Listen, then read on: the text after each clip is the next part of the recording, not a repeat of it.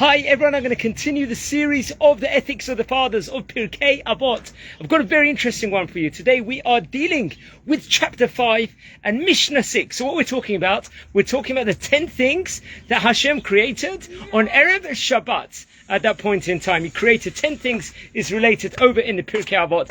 I'll give you a few examples. For example, the keshet, the rainbow. It could be the mouth of the donkey which spoke to Bilam. That is categorized of one of the things. The shamir worm. The shamir worm was something that King Solomon looks and searched all over for because that had the knack to hew the stones, which was comprised of the Urim V'Tumim, which was the Kohen Gadol, the chest plate of the Kohen Gadol. But one thing I want to concentrate on, which we very much learn in Sefer Shemot, in Parshat B'Shalach, is about the man. What is the man, friends? The man is a heavenly bread that Hashem, God, actually gave to the Jewish people while they were wandering in the Midbar inside the wilderness for the 40 years that they were there.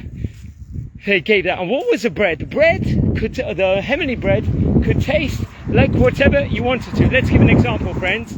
You wanted it to taste like steak, it would taste like steak. You wanted it to taste like candy. If you wanted it to taste like a pizza.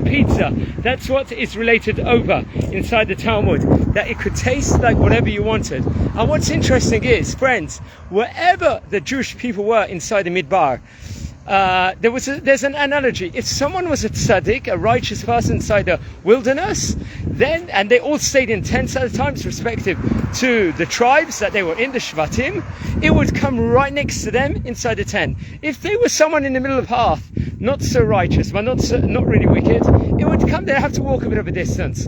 If they were a wicked person in the Midbar, then it will come from a distance away. So one of the reasons, the bread was satiating and it was delicious, obviously, and it was from Hashem. But some of the people complained in the Midbar. Why did they complain in the Midbar? I heard once, a commentator actually said that the reason why they complained was because if the person was wicked, everyone would know that they weren't doing what was in the eyes of Hashem, because it will come far from their tent, it will arrive, the heavenly bread, and they'll have to walk a distance, and then they're exposed. Everyone's going to know this guy necessarily isn't keeping to the commandments, so it puts a pressure on the person, it did, to keep to the mitzvot and stuff like that, and it would expose those people. However, the righteous people, they wouldn't complain.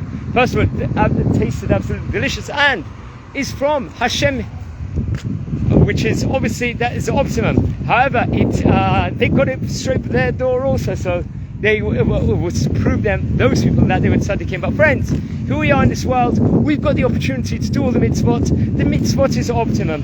613 mitzvot we've got. We're only here till up to 120 years, from creation. It's the time we try and do as much mitzvot as possible, because mitzvot gives us a life. And what we try and do, we try and push ourselves far away from transgressions, from averot. God forbid, we don't want to do any, just mitzvot. And that's my message from today's Pirkei Avot. Let's go and do mitzvot. Guys, I'd like to dedicate this refuah shlema to Miriam Bat Rachel, who is currently in hospital. I want to wish you a fantastic day, and please watch all the other videos I've done in the Pirkei Avot from Michael's Ruba Valley. Take care.